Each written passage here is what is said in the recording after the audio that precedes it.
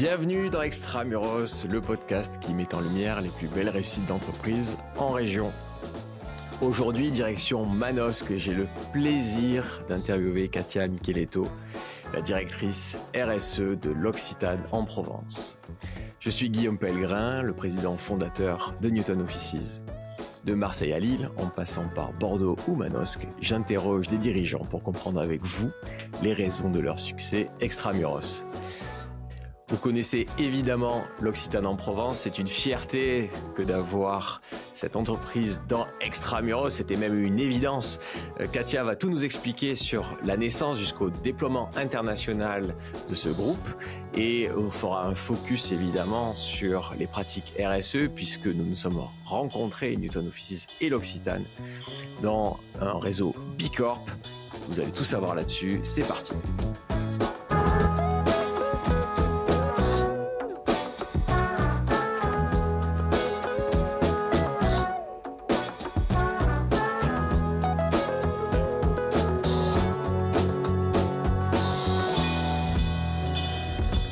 Bonjour Katia. Et bonjour Guillaume. Ravi de t'avoir aujourd'hui sur ce podcast. Tu représentes une marque qui représente la région qui m'est chère dans le monde, la Provence. Merci d'avoir accepté cette invitation dans Extramuros. Avec grand plaisir, merci pour l'invitation Guillaume. Alors, on s'est rencontrés par le réseau Bicorp. On a eu la fierté de rentrer dans ce réseau l'année dernière et vous y étiez depuis quelques temps, depuis 2023, c'est ça. C'est ça. Et voilà, la preuve que ces réseaux fonctionnent bien. Ravi de t'accueillir. Merci. C'était une évidence dans Extramuros que d'avoir l'Occitane qui représente la Provence dans le monde. Donc, on est super fiers de vous avoir avec nous. Pour démarrer par le début, est-ce que tu peux nous raconter la genèse de cette jolie marque, s'il te plaît? Oui, bien sûr. Alors, l'Occitane en Provence, elle est née avec un jeune homme étudiant en lettres appelé Olivier Bossan. Alors, je dis jeune homme, c'était en 1976. Donc voilà, la marque va bientôt fêter ses 50 ans. Mais à l'origine, voilà, Olivier, qui avait grandi en Haute-Provence, a commencé à distiller des huiles essentielles et à les vendre en fait sur les marchés de Provence, dans sa région. Et c'est comme ça que la marque a démarré. Donc voilà, évidemment, il s'est passé énormément de choses depuis, mais c'est le premier lien très très fort qui nous lie, l'Occitane avec la Provence. Superbe histoire. Quand on sait ce que c'est aujourd'hui, de voir que ça a démarré comme ça, c'est presque un conte de fées. Pour ceux qui connaissent pas bien l'histoire de la langue d'Oc, de la langue d'Oï, de nos territoires du Sud, ça peut paraître bizarre une Occitane en Provence, parce qu'aujourd'hui Occitanie, c'est plutôt, ça fait plutôt penser à Toulouse. Au sud-ouest, ouais. Tu peux nous refaire un petit point historique? Alors, j'y étais pas, hein, mais Olivier m'a raconté que dans le temps avant, hein, l'Occitanie, c'était tout le sud de la France en fait. On parlait l'occitan dans tout le sud de la France. Et lui, évidemment, ce à quoi il a pensé, parce que le provençal, l'occitan, ben voilà, hein, c'est des dialectes très similaires. C'est à partir du moment où il a commencé à distiller des huiles essentielles qu'il a intégré dans des produits de toilette, des savons, des shampoings, etc. C'est que c'était la femme provençale qui allait en fait profiter de ces beaux produits et d'où effectivement le nom de l'Occitane. Voilà. Et cette femme du sud de la France. Ouais.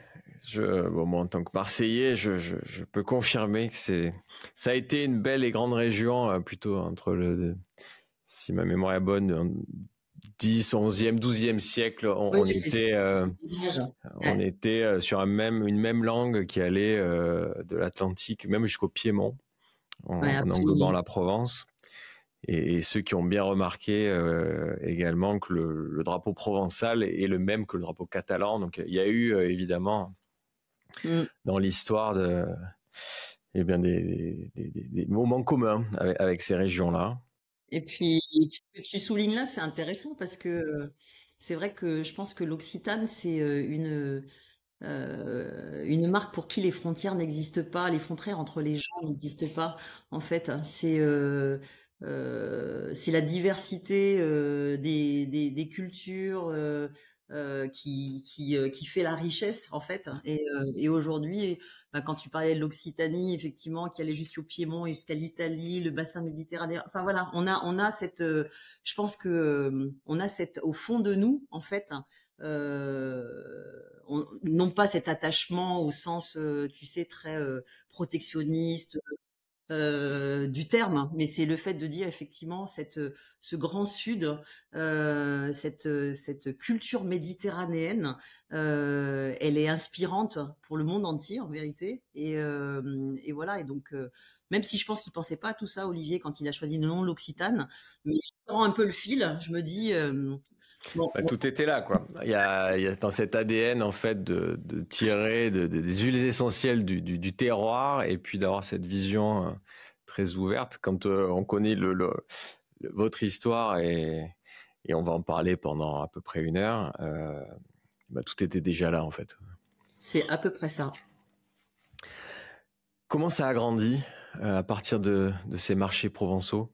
Ben, Olivier, en fait, a commencé à vendre ses produits d'abord en Provence et puis un peu en France, etc.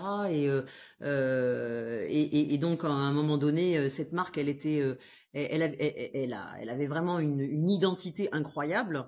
Et c'est vrai que d'un point de vue, enfin, moi, quand je suis arrivée à l'Occitane, je me disais toujours, enfin, pourquoi on a eu un tel développement à l'international? C'est simplement parce que un monsieur qui s'appelle Reynold Geiger, qui est notre actionnaire majoritaire et qui l'est depuis déjà plus de 30 ans, hein, puisque Reynold a racheté, on va dire, hein, donc à Olivier, ou en tout cas en fait aux actionnaires de l'époque, la marque L'Occitane en Provence.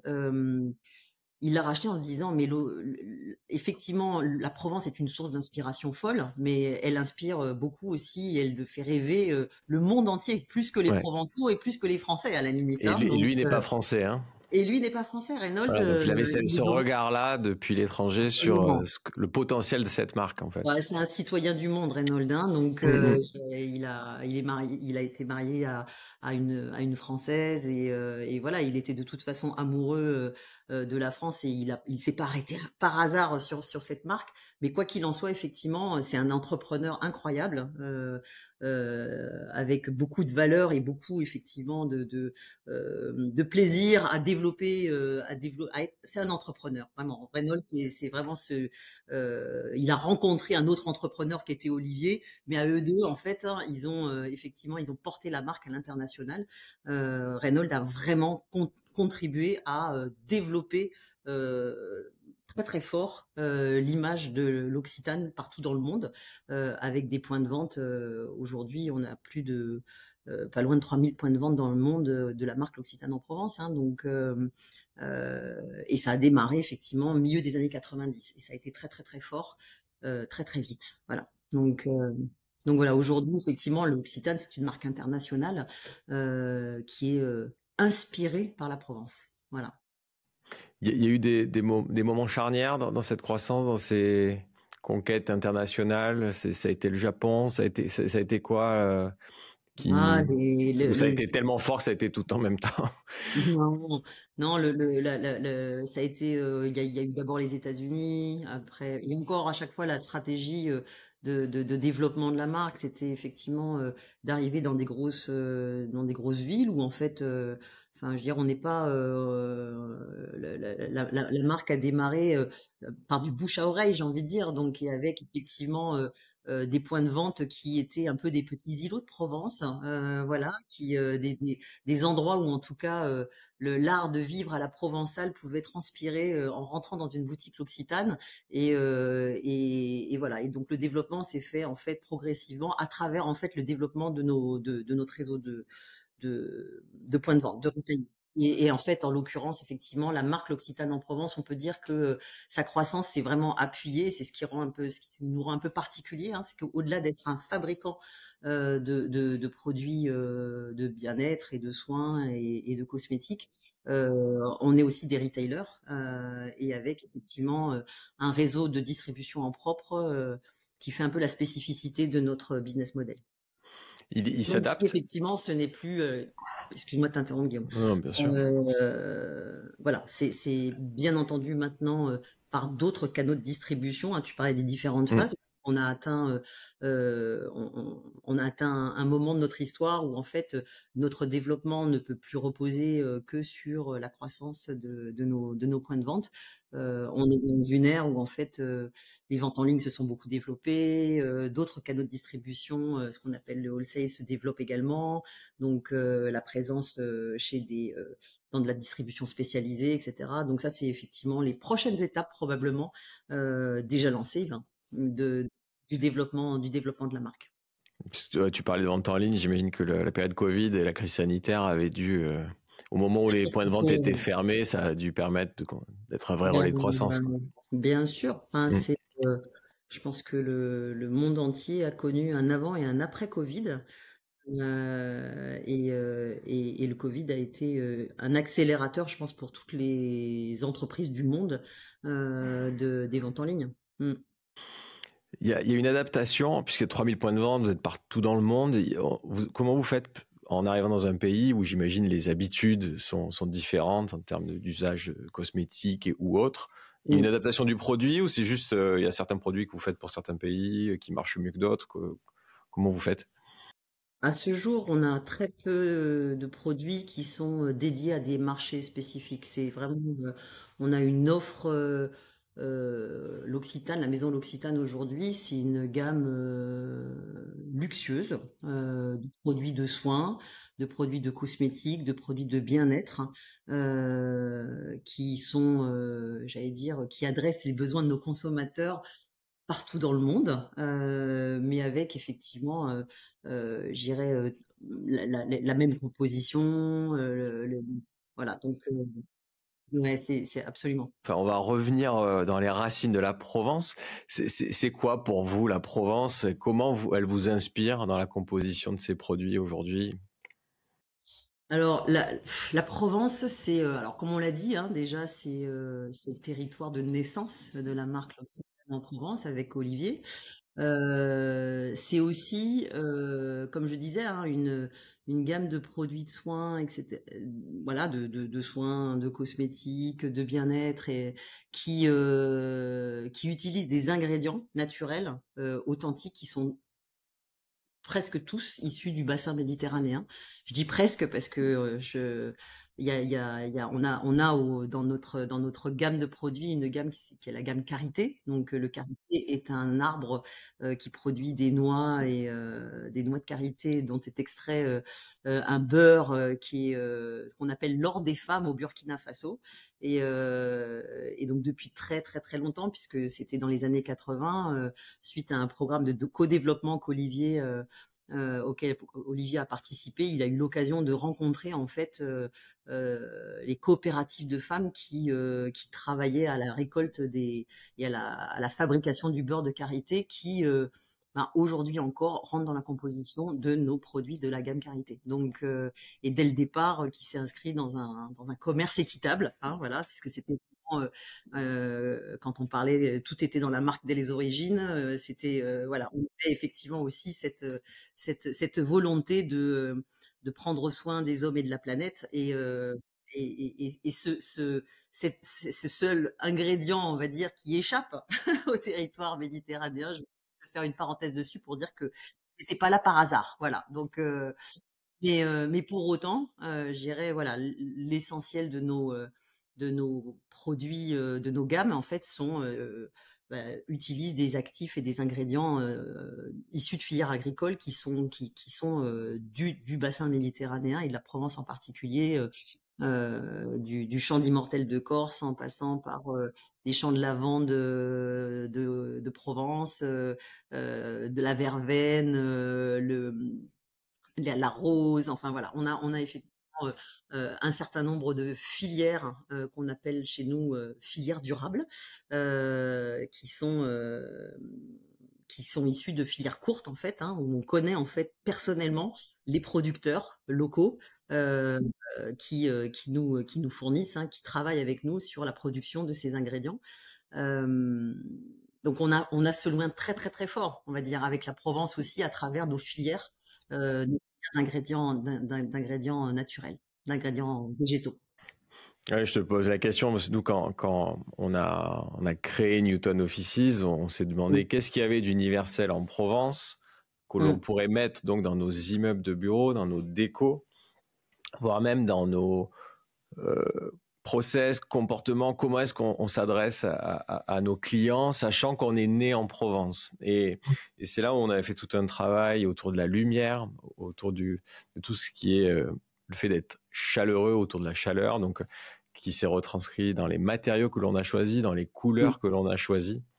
Mais Et, c'est euh, intéressant. et Ouais. voilà, et ça me fait penser à des marques comme la tienne ou à d'autres. C'est qu'est-ce qui fait que on sort du cliché provençal, on sort de l'OM, on sort du pastis, on sort des trucs qui font sourire.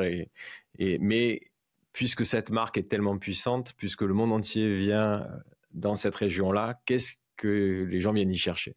Et Mais voilà, t'as c'était un raison. peu nos réponses. C'était Ouais, cette complètement. lumière, cet aspect chaleureux, cet art de vivre, et Exactement. qui nous a inspiré, nous, chez Newton, Mm, et qui fait forcément, quand je vois l'image derrière toi, là, de cette voiture là en Provence avec un mur mm, qu'on appelle un ouais, banca, un mur en pierre sèche. Ouais, c'est tout ça qui nous absolument. inspire au quotidien, et je trouve que vous êtes un ambassadeur incroyable de cet art de Non, mais c'est vivre. intéressant ce que tu dis, parce que quand tu parles de, effectivement, qu'est-ce qui nous lie finalement, l'Occitane, la maison L'Occitane et la Provence.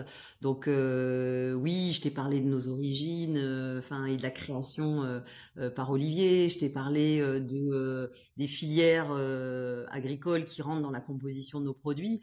Et là, tu viens de parler de ce qui est ce qui nous lie également à la Provence, c'est que au-delà de proposer des produits de soins, on a la prétention, l'Occitane, de proposer des expériences de bien-être qui font rendre hommage à l'art de vivre à la provençale. Et donc tout évoque à l'Occitane en fait bah, cette lumière de Provence dont tu parles. Enfin, si quand tu veux faire un joli cadeau à quelqu'un qui est sensible à la lumière de Provence, tu vas l'offrir dans une boîte l'Occitane qui est d'une magnifique couleur jaune qui est un jaune très très particulier, qui est vraiment le reflet de cette lumière provençale. Tu vas ouvrir ta boîte cadeau, tu vas sentir les senteurs qui sont des senteurs très très naturelles, qui évoquent toutes les senteurs de Provence, etc. Enfin, les sens sont complètement en éveil quand on est en contact avec la marque L'Occitane en Provence et comme on peut l'être quand on est dans la nature provençale en fait. Voilà. Donc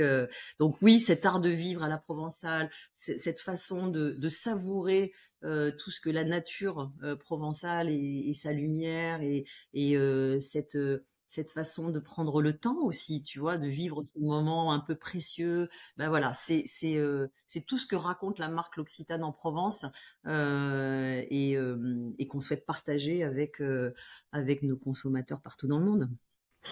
Ouais, bravo, super. Mm. Aujourd'hui, donc cet ancrage, il est physique. Vous avez vos manufactures dans la région. Tu peux nous en parler? Absolument. Ben oui, on a effectivement deux manufactures dans le sud de la France qui produisent toute la marque L'Occitane en Provence. Une à Manosque, qui est donc à l'époque où Olivier Bossan a eu sa première usine, elle était là, à Manosque. Et puis évidemment, l'usine n'a plus du tout la même tête aujourd'hui que il y a 30 ans en arrière. Mais voilà, donc l'usine de Manosque et puis une autre usine qui est issue du rachat de la marque Melvita par le groupe L'Occitane, qui est basée en Ardèche. Et donc aujourd'hui, les usines, les manufactures de Manosque et de Lagorce en Ardèche sont les deux manufactures de la marque L'Occitane en Provence. Et l'air de rien, enfin voilà, c'est à peu près 1000 collaborateurs en fait hein, sur ces deux états, sur ces deux sites à Manosque et à Lagorce qui font en fait sur des bassins d'emploi où en fait on n'est pas dans des mégapoles, hein, donc on est vraiment dans des zones rurales et dans des petites métropoles. Donc Enfin, en tout cas pour Manosque, parce que Lagorce, c'est absolument pas une métropole. Euh, donc voilà, on a un acteur économique clé en fait, et un employeur majeur, on va dire, sur nos bassins d'emploi. Donc ça, c'est pour les manufactures, c'est ce qui fait effectivement quand on parle d'ancrage territorial et de responsabilité vis-à-vis de notre territoire. Ben, c'est vrai que les manufactures portent cette responsabilité au sein de ces territoires et c'est en ce sens où je suis très très fière de pouvoir œuvrer avec la direction des manufactures à vraiment euh, lancer des projets toujours plus impactants positivement, on va dire, pour le territoire, pour les gens et la planète, pour les communautés et les territoires sur lesquels on est implanté, en particulier à Provence. Non, mais c'est important de rappeler que c'est très concret, que c'est pas juste une inspiration hors sol Non, absolument pour pas. faire des produits ailleurs. Vous êtes là, vous êtes dans la région. Bah, non seulement les manufactures sont là, mais comme, enfin, je te l'ai dit, et on a toujours effectivement ce lien très très fort avec nos producteurs locaux, donc de nos filières courtes d'ingrédients, comme je les ai cités tout à l'heure, la lavande, l'immortelle, la verveine et autres filières locales. Et l'importance pour nous, en fait, de conserver en fait ce lien fort avec notre territoire et avec les agriculteurs en fait de ce territoire, c'est aussi parce que ça nous garantit un approvisionnement durable de ces ingrédients. Ça nous garantit aussi le fait de pouvoir œuvrer concrètement à avoir un impact positif sur les pratiques agricoles sur notre territoire, parce que du coup, effectivement, on travaille vraiment main dans la main avec nos producteurs, avec des associations agricoles, avec des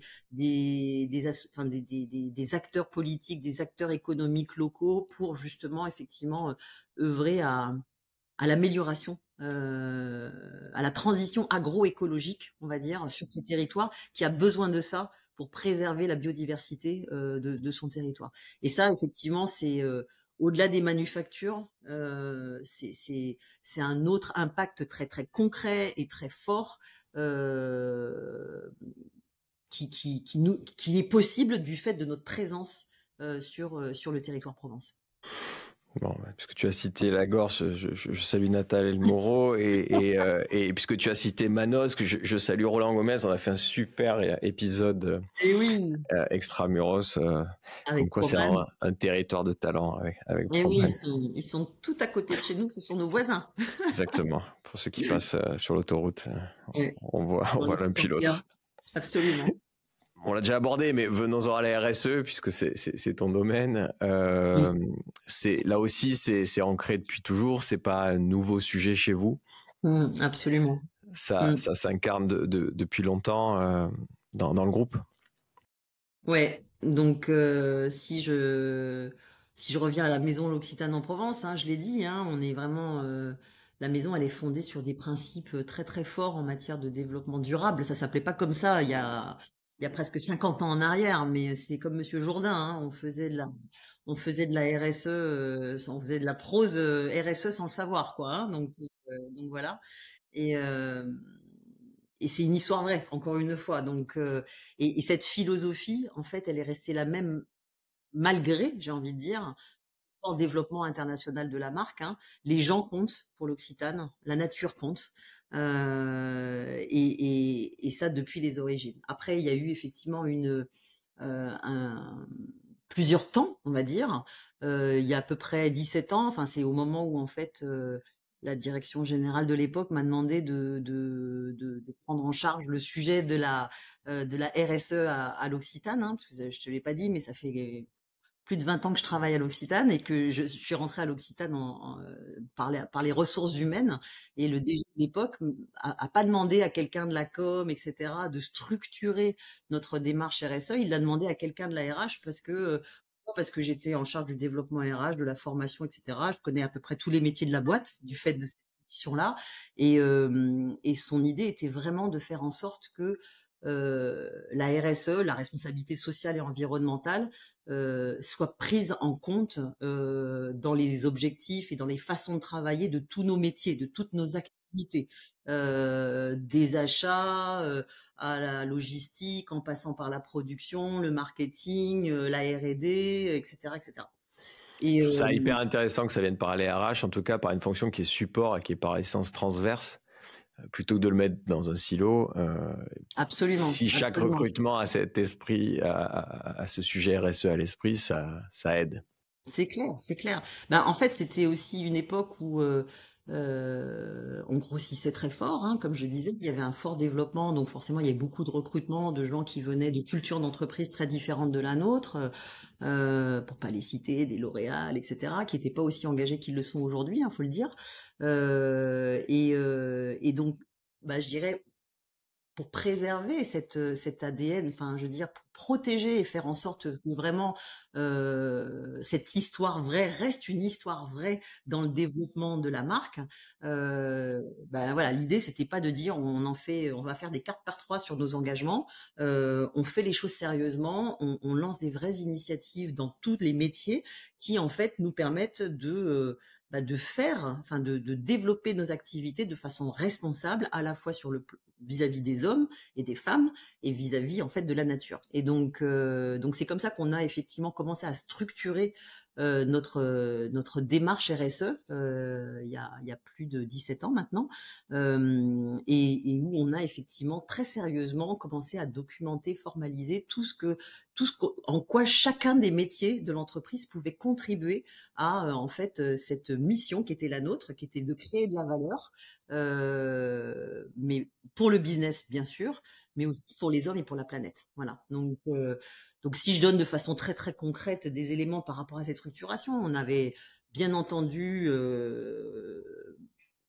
bien structurer en fait l'accompagnement par exemple de nos filières durables, de nos producteurs vers dans leur transition agroécologique pour s'assurer effectivement que bah, j'irais ce qu'on avait initié, enfin ce pourquoi enfin, ce qui comptait pour nous pouvait effectivement se traduire dans ces partenariats. Donc aujourd'hui, enfin, on a créé le département filière durable il y a plus de 17 ans. Aujourd'hui, c'est presque une dizaine d'ingénieurs agronomes hein, qui sont vraiment des techniciens en agronomie et qui accompagnent nos producteurs dans cette transition agroécologique. Ça, c'est sur le sourcing de nos ingrédients, mais aussi on a structuré toute une démarche achat responsable qui fait que sur l'ensemble de nos achats et pas simplement sur nos ingrédients, ben, on a cette rigueur de choisir des partenaires qui soient alignés par rapport à nos objectifs RSE. On travaille depuis très longtemps à la réduction de l'impact environnemental de nos produits avec les départements packaging, R&D, etc. pour à travers l'éco-conception de nos produits, qui est une démarche encore une fois qui est vraiment ancrée chez nous. On a travaillé à la réduction de l'impact environnemental de toutes nos activités de production à la logistique, etc. avec la certification ISO 14001, hein, qui est un système de management environnemental qui nous permet vraiment d'adresser les bons sujets en matière et de mettre en place des plans qui impliquent vraiment tout le monde et qui va dans le sens de la réduction de notre impact environnemental. Si on parle des people maintenant, enfin de la partie employée, ben on a effectivement depuis longtemps engagé une démarche d'entreprise où il fait bon travailler. Donc voilà, avec le département RH, mais avec l'ensemble des managers et pour encore une fois développer non seulement la fierté d'appartenance à cette très très jolie maison, mais aussi sur l'amélioration des conditions de travail et dans tous les sens du terme. Hein. Donc voilà. On a aussi beaucoup œuvré depuis très longtemps sur le développement de nos engagements en matière de diversité et d'inclusion, avec en particulier une politique handicap très très robuste et très ambitieuse, notamment au niveau des manufactures, mais également sur tout ce qui est égalité homme-femme, femme-homme, je devrais dire. Donc voilà. Donc c'est autant j'allais dire, de choses qui ont commencé, qu'on a vraiment structuré il y a déjà un bout de temps, ce qui te faisait dire tout à l'heure qu'on était la marque L'Occitane en Provence, des pionniers en matière de RSE, mais vraiment, il y a eu en fait une accélération encore il y a à peu près 6 7 ans avec avec un tournant, enfin avec Adrien Gégère, qui est donc le directeur général de la marque L'Occitane en Provence, fils de Reynold Gégère, dont je parlais tout à l'heure, qui est vraiment un leader déterminé à inscrire le développement durable au cœur de la stratégie de la marque. Voilà, on a développé depuis déjà pas mal d'années, en fait, vraiment un, une façon de travailler structurée autour de ce qu'on appelle les 3 P, People, Planet, Profit, qui fait que toutes les décisions stratégiques qui se prennent dans notre entreprise se font au prisme de cette création de valeur qui n'est pas faite pour créer de la valeur économique dans l'absolu, mais pour, encore une fois, permettre de créer de la valeur sociale et de la valeur environnementale. Voilà. Donc, c'est vraiment quelque chose qui est ancré aujourd'hui au cœur de notre stratégie business. C'est au-delà de la c'est dans la gouvernance même de l'entreprise aujourd'hui. C'est vraiment inscrit en tant que tel et ça nous a vraiment permis non seulement j'allais dire, de documenter de façon très très sérieuse, de formaliser tout ce qui était fait par le passé, toutes les initiatives qui étaient prises, mais vraiment de les structurer de telle sorte de pousser les ambitions encore plus loin sur l'ensemble de ces thématiques RSE.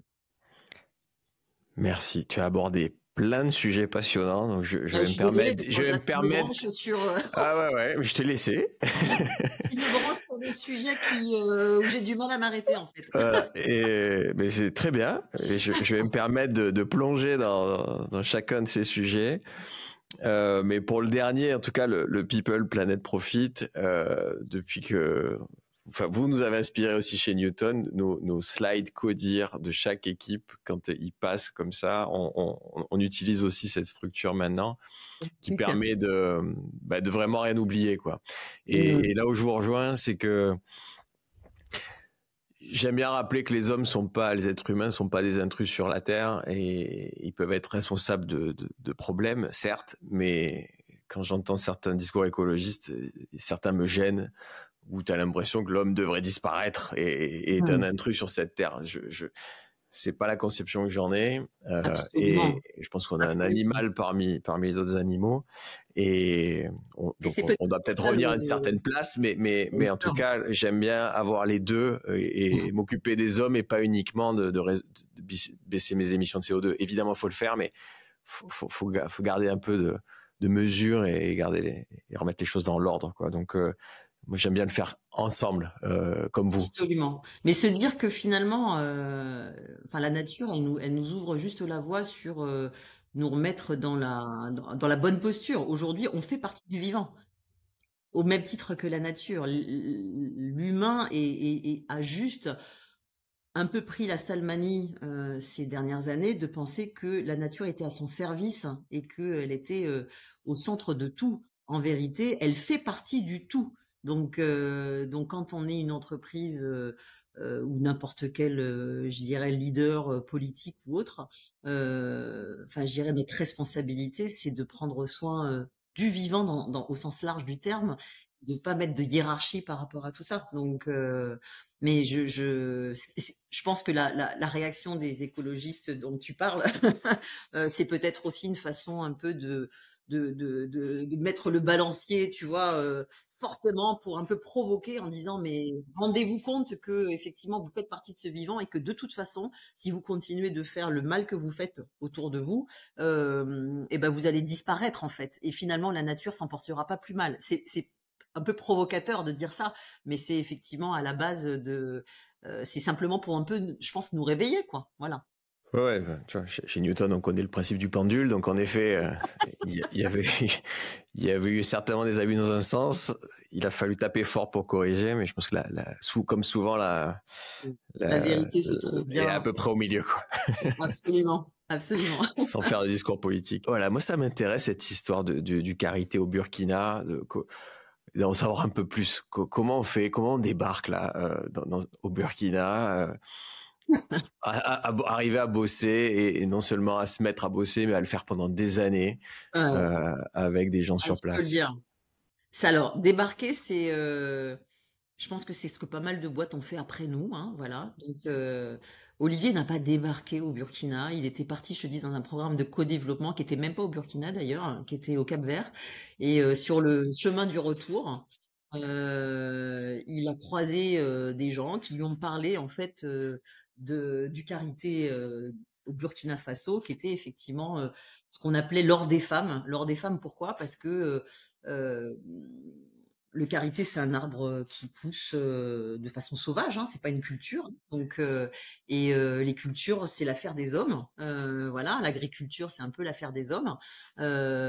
Et les femmes, en fait, ben, je dirais, au-delà de s'occuper du foyer, des enfants, de machin, etc., allaient ramasser en fait les noix de karité pour en faire, pour le baratzer elle-même, etc., et pour l'utiliser comme un ingrédient qui sert pour bah, gérer le savon de ménage, enfin voilà, l'hygiène corporelle, le soin, enfin voilà. Donc et euh, et c'était pas valorisé en fait, ça leur permettait pas d'avoir une indépendance économique quelconque parce que c'était vraiment un ingrédient qu'elles utilisaient pour elles-mêmes en fait. Donc et euh, et quand effectivement ben Olivier a fait un petit crochet pour rencontrer ces femmes, il a compris que c'était développer du commerce avec les coopératives avec des coopératives de femmes autogérées qui permettraient effectivement d'acheter en plus cher que le prix du marché, qui était pas grand chose en fait, hein, donc permettrait à ces femmes une vraie émancipation économique et de prendre une place économique qu'elles n'ont pas dans le foyer enfin qu'elles n'avaient pas en fait dans le foyer, alors même que c'est elles qui font un peu bouillir la marmite, hein. Enfin voilà. Donc voilà. Donc il est revenu avec cette idée, cette quasi obsession de dire je veux qu'on développe des produits avec cet ingrédient qui par ailleurs est un ingrédient absolument magique en termes de cosmétiques. Voilà. Et, euh, et il faut savoir que à l'heure qu'il est, le produit iconique de la marque L'Occitane, si tu le connais pas, je t'encourage à te précipiter dans une boutique L'Occitane pour la tester et la tester, c'est l'adopter. C'est cette fameuse crème main. Je sais pas si elle est là. Vous la voyez là derrière? Ouais, Donc, elle est connue, là, ouais. voilà, la formule n'a pas changé depuis les années 80. Elle a pas changé parce que ce serait un drame de la changer vu que tout le monde la plébiscite. La crème Macarité, enrichie à 20-25% de karité, avec une très forte concentration en beurre de karité. Et c'est ce qui a permis en fait à ces coopératives de femmes de vraiment se développer, de créer beaucoup de valeur localement. On l'a fait tout de suite sur la base bah, j'allais dire du commerce équitable, hein, en finançant aussi des programmes locaux de développement. On a une fondation L'Occitane qui a beaucoup contribué dans des programmes d'alphabétisation, d'émancipation économique des femmes au Burkina, etc. Au-delà de notre activité économique qui consistait à acheter des produits à ces coopératives de femmes, hein. Donc on entretient une relation incroyablement forte qui fait que effectivement ces filières se sont développées.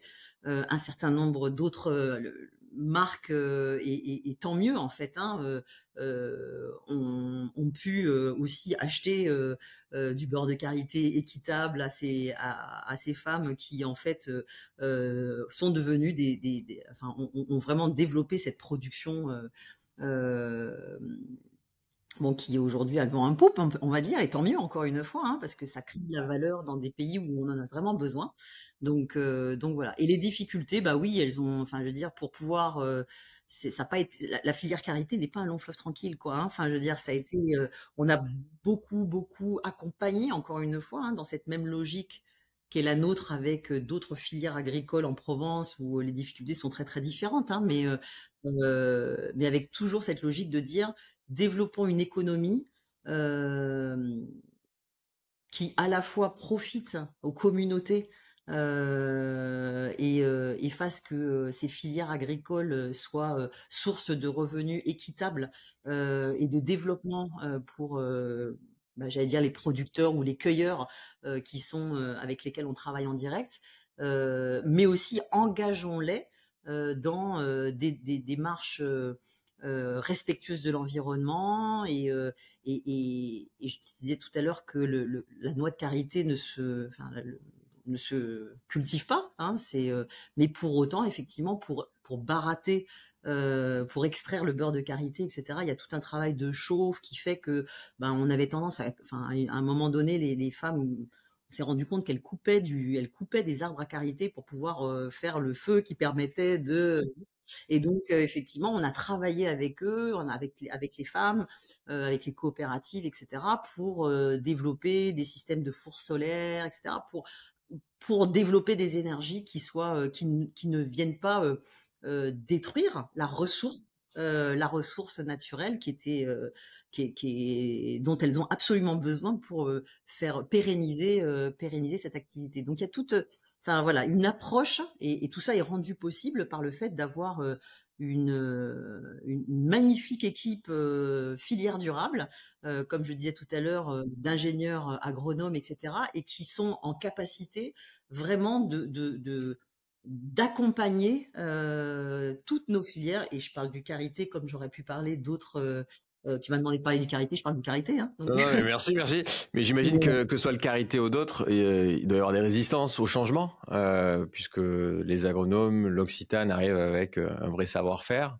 Mm, Mais quand il y a des pratiques ancestrales ou une conscience qui est pas la même sur, tu évoquais le fait de brûler l'arbre, mm, c'est comme mm, si tu scies la branche sur laquelle tu es. mm. Donc c'est là aussi où votre travail dans le temps est hyper précieux. Absolument. Ben voilà, t'as tout dit, hein. Donc c'est si je reviens en Provence, les lavandiculteurs, les agriculteurs, enfin, si à un moment donné ils utilisaient, ce qui est enfin de moins en moins le cas, des pesticides, des machins, des trucs, etc., c'était pas simplement parce qu'ils avaient envie.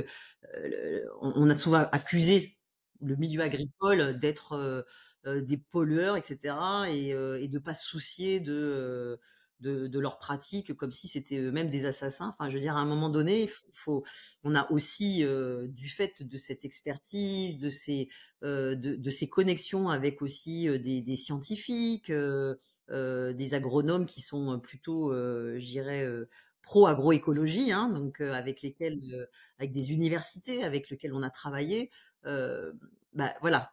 L'idée, c'est pas de braquer les gens les uns contre les autres, c'est de se dire on a ensemble des enjeux à adresser, faisons en sorte de travailler en partenariat pour pouvoir effectivement trouver la voie qui nous permette d'aller dans la bonne direction, quoi. Voilà. Donc et l'agroécologie, on connaît, voilà, on sait les différents courants qu'il peut y avoir dans le milieu agricole, et il n'y a pas que des agroécologues, ou des pros de l'agriculture biologique, etc. Dans le milieu agricole, mais voilà, enfin voilà, on a vraiment un rôle. euh, Parce que encore une fois, on pousse cette direction-là en accompagnant, en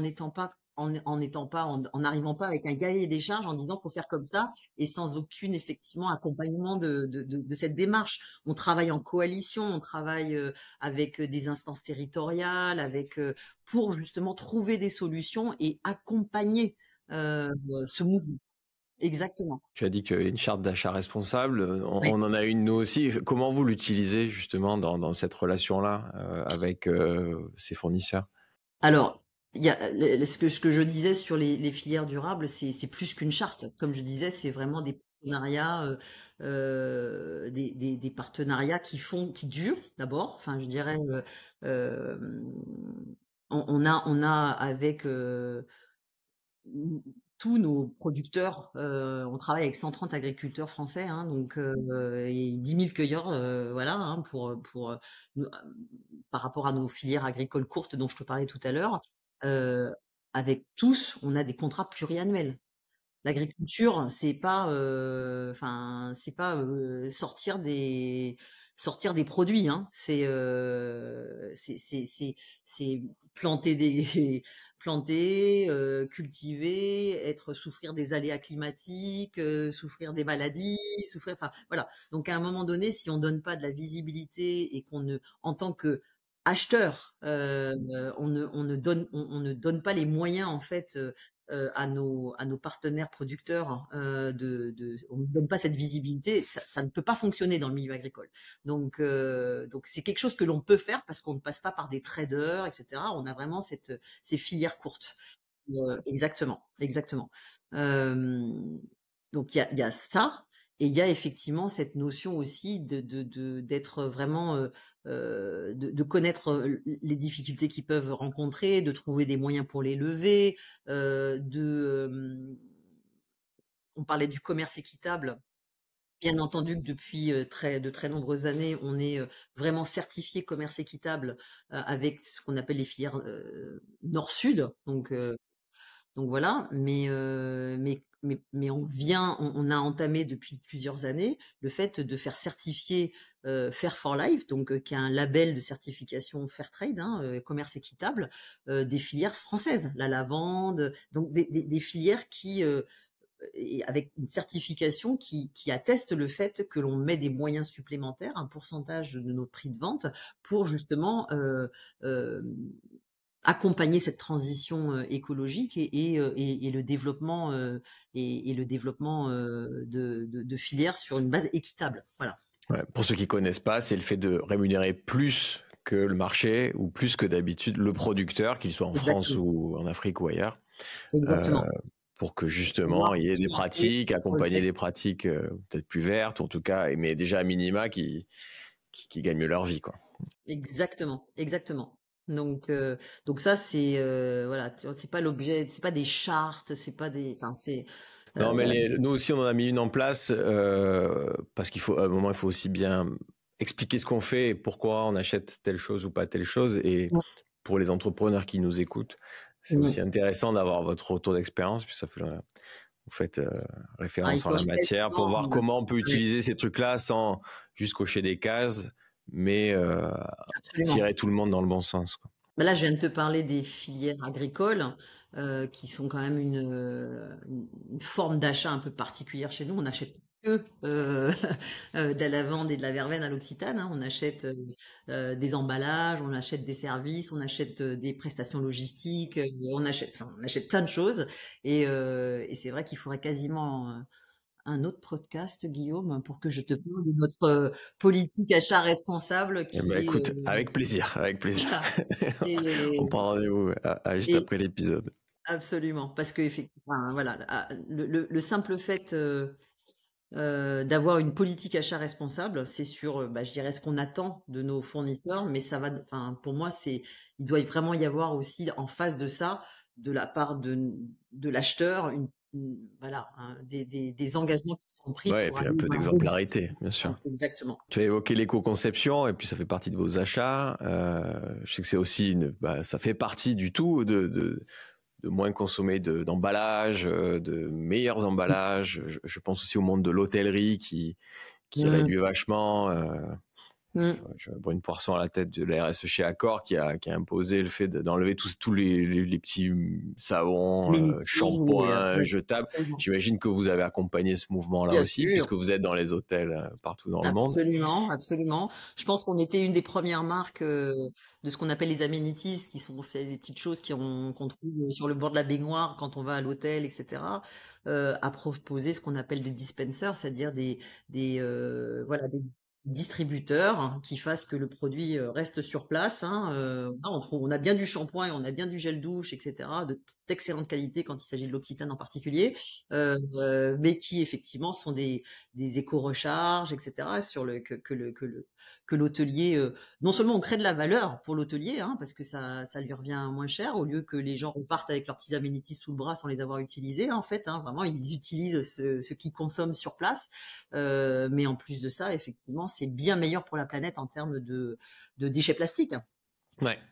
Donc ça Et fait complètement pour les partie de particuliers notre aussi, ça marche bien les éco-recharges? Parce qu'en fait, je me posais la question, je me dis, en fait, une recharge, c'est aussi un truc que tu jettes, quoi. Alors que tu peux recycler, mais entre voilà. l'emballage, ça a un vrai impact. Absolument et enfin, c'est une des mesures en matière d'éco-conception, notre première éco-recharge à l'Occitane et encore une fois, faut pas oublier qu'on est une marque positionnée, premium, voire luxe, hein. Enfin, je veux dire, on produit vraiment on est une marque de luxe, hein. Donc, et en matière de cosmétiques, les éco-recharges n'existaient pas en 2008-2009 quand on a sorti nos premières éco-recharges pour recharger nos packs. Ça existait chez les lessiviers, hein, donc, mais ça n'existait pas du tout en cosmétique. Et encore moins sur des produits positionnés comme Haut de l'Occitane. gamme, ouais, ouais, Absolument. bien sûr. Et aujourd'hui, mais on est, on a vraiment tenu bon et on a développé de façon intelligente hein, ces éco-recharges. Pourquoi? Parce qu'une éco-recharge, euh, c'est 75 à 80% de plastique en moins qu'un pack initial. Ok? Donc, à partir du moment où tu achètes un pack initial et que tu l'as rempli 2 fois par avec l'aide d'une éco-recharge, tu réduis globalement l'impact de l'usage que tu fais de ton produit lié à l'emballage de 50%. 50. C'est énorme. Enfin, voilà. Donc vive les éco-recharges. Quand vous offrez un produit L'Occitane, une huile douche, etc., offrez tout de suite l'éco-recharge à côté, comme ça la personne elle sait que ça existe et elle aura envie de revenir pour acheter des éco-recharges. C'est vraiment dans notre stratégie d'éco-conception emballage. On dit que c'est une stratégie 3R. Donc c'est 3R, c'est réduire, recycler, réutiliser. Donc la réutilisation, c'est vraiment avec, on a réduit parce qu'on a réduit le poids de nos emballages déjà, etc. On a fait voilà. Réutiliser, c'est parce qu'on a développé beaucoup les matériaux recyclés dans nos emballages, hein, le plastique recyclé, l'aluminium recyclé, etc. Et le troisième levier qu'on est en train d'actionner très très fort aujourd'hui, c'est effectivement la réutilisation avec le développement des éco-recharges. Canon. Mais en effet, c'était pas du tout associé au luxe et maintenant les mentalités ont changé en peu de temps Absolument. et on peut avoir les deux. Bah surtout on développe de très très beaux packs. Enfin, je veux dire, la marque L'Occitane en Provence est connue aussi pour, c'est des jolis produits dans la salle de bain. Voilà, on est content de les voir. Et voilà, et on est, voilà, il y a matière à conserver ces jolis packs et à les remplir à nouveau avec les belles formules qui sont les nôtres, avec les éco-recharges et ainsi d'avoir vraiment une consommation beaucoup plus responsable. Tu as évoqué tout à l'heure pour passer sur un autre thème, la diversité, l'inclusion et notamment le handicap, Oui. qui est un thème qui m'est cher dans ce sujet, puisqu'on parle souvent de l'égalité homme-femme, mais Mm. une des inégalités fortes qui existe et qui me touche, moi, c'est le problème d'accessibilité et les problèmes, alors que ce soit accessibilité physique ou accessibilité à l'emploi pour les personnes handicapées. Comment vous traitez ce sujet chez vous? Alors, bon, déjà d'une, bon, il y a toujours eu cette sensibilité forte. Encore une fois, tout revient dès les origines, hein. Donc, euh, à l'époque où Olivier, en fait, a demandé à ce que soit apposé le braille sur nos produits. Là encore, ça n'existait nulle part ailleurs. Voilà. Euh, C'était des étiquettes spéciales, etc. Enfin, je crois que en vérité, c'était pas tant pour pouvoir effectivement permettre aux gens, aux déficients visuels de lire le braille, même si effectivement c'était utile pour ça, mais c'était aussi pour faire prendre conscience aux valides que nous sommes de l'existence en fait de personnes qui sont privées d'un sens essentiel qui est le sens de la vue. Et donc la lutte contre la cécité évitable est un des axes de notre fondation, l'Occitane aujourd'hui, hein, donc sur lequel on a effectivement dédié beaucoup de moyens pour lutter contre cette cécité qui est plutôt dans les pays en voie de développement, qui concernent souvent les enfants qui n'ont pas de soins ou de compléments, des compléments en vitamines qui leur permettent effectivement d'éviter de perdre leurs yeux. Hein. Donc voilà, donc c'est déjà effectivement un premier sujet qui fait que le handicap, depuis très très tôt, même associé à nos produits, en fait, a été pris en compte à l'Occitane.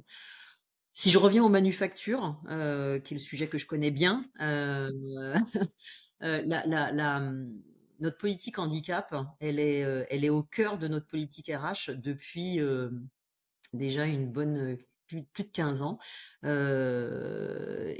Si j'ai deux, trois exemples un peu emblématiques de ce qu'on fait par rapport à ça, outre le fait que je dirais toutes nos annonces sont ouvertes sur des job boards qui spécifient qu'on est ouvert au handicap. On a mis en place dans notre politique RH des journées d'absence pour les personnes qui ont des RQTH supplémentaires pour rendez-vous médicaux, etc., pour leur permettre à un moment donné de pas prendre sur leur congé en fait, qu'ils se reposent pour aller effectivement se soigner, quoi. Hein. Donc voilà.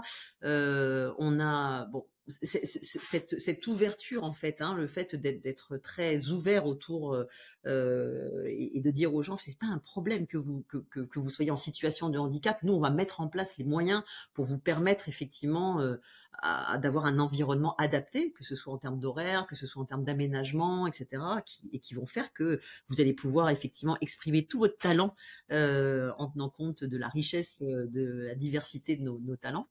Donc ça, c'est quelque chose qui a quand même beaucoup pris et qui fait que aujourd'hui, les gens n'hésitent pas à déclarer leur RQTH, on va dire. Hein, donc voilà. Et puis au-delà de ça, on a effectivement, on fait appel à des ESAT depuis très très longtemps à l'Occitane, hein, donc pour des activités de voilà de picking, de conditionnement, enfin certaines activités qu'on ne peut pas faire à l'intérieur de nos usines et que l'on sous-traite en fait à des ESAT. Et il y a maintenant plus de 10 ans, en fait, on a été un chouille plus loin en intégrant une équipe issue de nos voisins ESAT euh, dans nos murs. C'est-à-dire, on a en fait tous les matins une équipe de 8 personnes, et puis ça tourne, hein, parce que ça fait vraiment partie de leur projet. Les AT gèrent ça comme un projet de développement professionnel pour les travailleurs handicapés concernés. Ils viennent accompagnés d'un moniteur, et ils sont vraiment au sein même de l'usine. Il y a un atelier en fait dans lequel ils font leurs activités, qui est effectivement une activité de sous-traitance, mais qui s'intègre complètement dans l'environnement. Ils prennent la pause avec les salariés. Ces personnes-là ont des parrains au sein des salariés en fait, et donc font des activités avec eux, etc. Et c'est d'une ce partage en fait, c'est une façon de complètement démystifier. En plus, quand voilà, on parle de handicap dans les ESAT, on parle de handicap souvent mentaux, enfin, c'est des handicaps assez lourds. Et en fait, les salariés qui interagissent avec nos salariés ESAT, avec notre atelier ESAT hors les murs, mais ça rend tellement tout le monde heureux en fait. Ouais. Non, Donc, mais je confirme. Nous c'est quelque chose qu'on essaie de faire depuis de nombreuses années aussi chez Newton. Et tu parlais toi des difficultés. Moi, si je me confie un peu sur les difficultés qu'on a eues sur ce sujet-là, c'était quand même de constater que même si ça part d'une super volonté et que ça touche au cœur, ça inquiétait quand même aussi. Avant que les personnes handicapées arrivent, ou en tout cas en situation de fragilité, ça a questionné ceux qui étaient déjà là en se disant on manquait de ressources, comment ça va se passer si la personne handicapée en fait me fait faire 2 fois plus de taf que finalement auparavant, quoi. Et l'expérience prouve que c'est tout le contraire, en fait. C'est un élément de cohésion formidable, c'est un élément de fierté formidable. La différence, de façon générale, ouvre les yeux, en fait, sur plein de choses, sur de la créativité, enfin, on se rend pas compte à quel point, tant qu'on l'a pas vécu et qu'on l'a pas fait vivre, qu'on n'a pas donné l'opportunité, en fait, à nos salariés de connaître ça, on a du mal à imaginer à quel point en fait c'est riche de plein de choses qui sont bénéfiques en fait, hein, vraiment au collectif de travail. Donc voilà quoi. Et un autre exemple, parce que j'aime bien les choses concrètes aussi, hein, au-delà des grands mots, et cetera. Mais on a, on a contribué aussi à l'installation, sur le territoire Provence, enfin sur le territoire de Manosque, à l'antenne d'une agence d'intérim d'insertion, en l'occurrence, avec laquelle on travaille beaucoup aujourd'hui encore et qu'on promeut auprès des entreprises de notre territoire. Parce qu'encore une fois, nous, en tant qu'employeurs, et je comprends ce que tu disais tout à l'heure en disant, ben ouais, il y a une appréhension de la part d'un manager, par exemple, d'intégrer une personne en situation de handicap en se disant, mais alors, handicap ou insertion, parce que du coup, effectivement, l'agence d'intérim d'insertion n'est pas que sur la partie handicap, elle est aussi sur des publics, tu vois, voilà, en insertion sociale, des gamins qui ont décroché de l'école très tôt et qui ont des problèmes sociaux à régler, enfin voilà. Et, euh, et en fait, c'est vrai que tu peux pas demander à un manager d'être à la fois, de proposer des missions, d'intégrer professionnellement, d'onboarder, de développer les compétences de quelqu'un qui a par ailleurs beaucoup, qui peut avoir potentiellement des choses à régler sur le plan social. Et l'agence d'intérim d'insertion, je trouve que c'est un super accélérateur d'insertion parce qu'effectivement, nous on propose le job, eux ils aident sur l'insertion de ces personnes-là et sur le volet social. Et on peut pas s'inventer assistante sociale hein, quand on est employeur, quoi. Donc c'est important de se pencher sur ce type de solution également. Et pour en revenir au territoire et à notre ancrage territorial, sur l'axe, j'ai parlé de la planète tout à l'heure, mais sur l'axe people, on veut vraiment aujourd'hui collaborer avec les acteurs économiques, politiques, associatifs de notre territoire pour concrètement œuvrer à plus d'inclusion sociale, qui est quand même un besoin primordial du territoire provençal. Aujourd'hui, voilà, on sait qu'on est un territoire où euh, ben voilà, il y a beaucoup de, enfin voilà, il y a une forme de paupérisation de ce territoire, hein. Enfin, je veux dire, parce que c'est un lieu d'accueil, c'est un lieu de transition pour l'ensemble du bassin méditerranéen, etc. Il y a des personnes qui se retrouvent, des immigrants, des sans-papiers, des machins, enfin voilà. Et à un moment donné, je dirais, il y a une telle richesse du fait de ce brassage social, etc. sur ce territoire que à l'heure qu'il est en fait, on a vraiment un rôle à jouer tous collectivement pour pouvoir j'irais tirer parti de cette richesse en fait, en aidant en fait à créer des liens entre ces différents publics. Voilà. On est donc Newton et l'Occitane des Bicorp. Alors pour rappel, hein, quand même, pour ceux qui ne connaîtraient pas, c'est une certification internationale Absolument. hyper exigeante sur les aspects qu'on vient d'évoquer depuis plusieurs minutes avec Katia.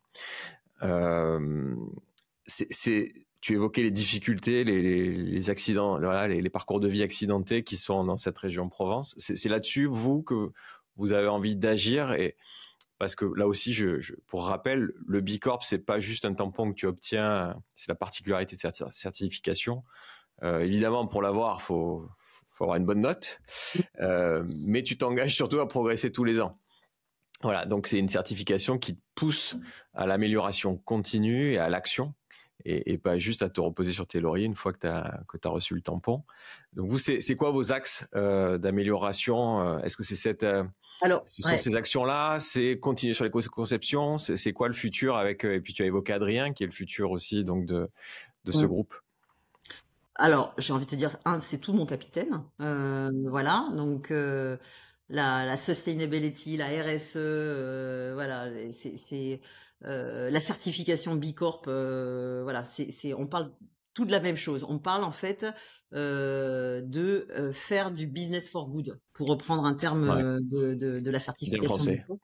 Voilà, donc pour nous, la certification B Corp, ça a été comme on l'a vu, hein, un moyen de reconnaître déjà les bonnes pratiques RSE que l'Occitane fait depuis plusieurs années. Ça nous a aussi beaucoup, vu le niveau d'exigence de cette certification, ça nous a aidé à bien identifier ce qu'il fallait qu'on formalise, ce qu'on vraiment pour ancrer des pratiques, hein, et faire en sorte que ce soit pas juste des initiatives portées par des gens qui, une fois qu'ils quittent la boîte, disparaissent. Hein, voilà, donc vraiment c'est quelque chose qui nous a aidés en fait à cette Ça formalité. structure vachement, parce qu'il y a, pour ceux qui ne le connaissent pas, il y a tout un questionnaire au début qui est gratuit d'ailleurs, vous pouvez aller le faire. Ouais, Et ça absolument. permet de voir s'il y a des trous dans la raquette. Parce que parfois on fait plein de Oui. bonnes choses avec beaucoup de bon sens et beaucoup de cœur, mais on a pu oublier des pans entiers Et c'est cette responsabilité sociétale.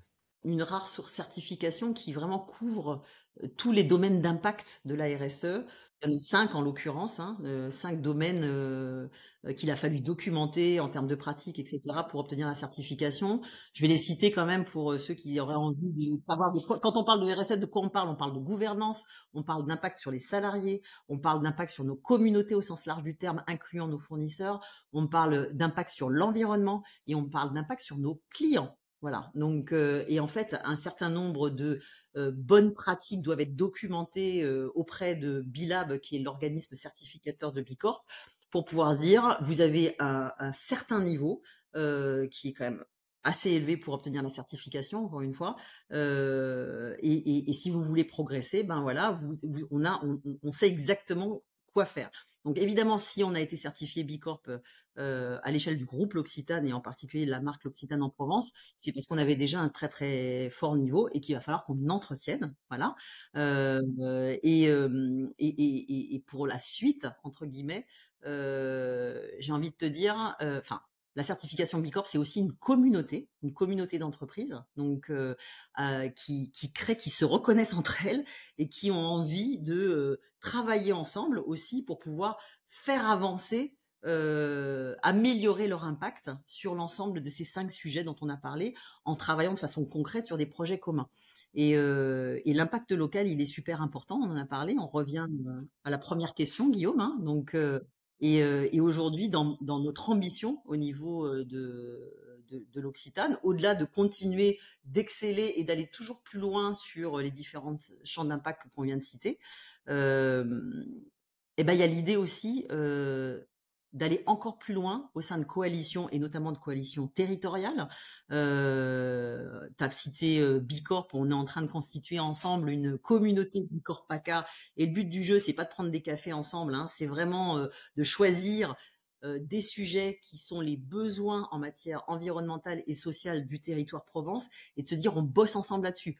Donc pour répondre à ta question, l'inclusion sociale, je pense que c'est vraiment un sujet sur lequel la communauté Bicorp PACA a intérêt de réfléchir pour pouvoir effectivement trouver ensemble le moyen d'aller plus loin, plus fort, et d'embarquer plus nos politiques, nos tissus économiques et les autres entreprises présentes sur ce territoire et les associations pour aller dans ce sens-là. Mais ça vaut aussi sur la partie environnementale. Voilà, on fait partie de beaucoup de coalitions et on va aller encore plus loin pour pouvoir effectivement apporter les bonnes réponses aux enjeux que l'on doit adresser et notamment localement. Ouais, bah non, évidemment, on s'est dit qu'on le fera ensemble et on va le faire. On va le faire. Et en fédérant, parce que il y a plein d'autres communautés qui ont envie de faire les choses bien et ça sert à rien de Oui, travailler la en CEC parallèle. France, Et voilà, on a fait la CEC également là. bien sûr, Impact France, enfin je veux dire voilà, et voilà, le but du jeu étant encore une fois, hein, enfin je pense que Newton Office, ce que je comprends, c'est que si vous êtes engagé dans cette démarche, c'est que vous avez vraiment ce souci d'impact en fait. C'est pas simplement pour avoir une certification qui va, enfin voilà, qui va être demandée dans un cahier des charges, etc. Le but du jeu, c'est vraiment business for good, quoi. On est là pour, on a une raison d'être quand on est une entreprise et notamment une entreprise certifiée Bicorp. Hein, on a une raison d'être qui est vraiment de contribuer au bien commun. Voilà. Exactement. Nous, on est On même va société à trouver mission avec donc une raison d'être qui est d'accompagner absolument. le déploiement de l'économie dans les villes et les territoires. Donc, on est vraiment si on prend un peu une image d'agriculture, on veut fertiliser voilà, les écosystèmes dans lesquels on débarque à chaque fois partout en France, Mm. puisqu'on n'est pas qu'en Provence, Absolument, bien sûr. on est à Lille, à Lyon ou ailleurs, Toulouse, etc. Contribuer à un territoire et un monde qui soit plus solidaire, plus juste, plus durable, plus régénérateur. Donc voilà, c'est vraiment le sens de notre action et le sens de notre envie de le faire en partenariat. Parce qu'aujourd'hui, de toute façon, ensemble, peut-être qu'on va plus vite, mais enfin, tout seul, on va plus vite, mais ensemble, on va plus loin. Voilà. Voilà. Et donc, tu me disais que vous vouliez, il y avait vraiment cette volonté à tous les niveaux de rendre à la Provence ce qu'elle vous a donné quelque part. Hein. C'est ça. Donc moi, ça fait écho à la devise de mon école, réussir pour servir. Donc se remettre au service d'eux, ce qui est toujours Absolument. une bonne boussole. Absolument. Donc le territoire, enfin, c'est rendre au monde ce qu'on lui doit. Donc et en particulier, enfin, je dirais parce que encore une fois, on a cette relation très unique avec entre la maison L'Occitane en Provence et la Provence. Évidemment que on va on continuera comme on l'a toujours fait et comme on a envie de continuer de le faire, d'aller de donner à la Provence tout ce qu'elle nous donne et elle nous donne de la diversité culturelle, elle nous donne enfin une nature incroyable, elle nous donne avec une générosité incroyable. Donc on va faire en sorte effectivement de d'être à la hauteur.